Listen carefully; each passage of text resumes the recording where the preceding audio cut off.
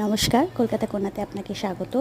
সন্ধ্যাবেলা এই গরমে যে কী বরকে খাওয়াবো সেটাই বুঝতে পারছি না, কোনো কিছুর ব্যবস্থা হয়নি। যতবার রান্নাঘরে যাচ্ছি ঘেমে স্নান হয়ে আবার বেরিয়ে আসছি। তো ফ্রোজেন কিছু ফুড আমার ফ্রিজে রাখা ছিল, যেটা হরিণঘাটার, এটা চিকেন পপকর্ন, চিকেন নাগেটস। এটা কিন্তু আপনারা রেকমেন্ড করলাম, খেতে পারেন। এটা ফ্রোজেন আমরা যতগুলো খেয়েছি, তো ফুডের মধ্যে আমাদের এটা স্বাদটা একটু আলাদা লাগে। তার সাথে একটু তরমুজ রাখা ছিল ফ্রিজে, সেটাও আমি দিলাম। আর নিজের জন্য একটুখানি খেতে ইচ্ছা করছিল, ফ্রিজে 2 চামচের মতন টক দই রাখা ছিল ঘরে পাতবো বলে, কিন্তু আর পাতা হয়নি, তো সেটাই আমি এখন খেয়ে নিচ্ছি।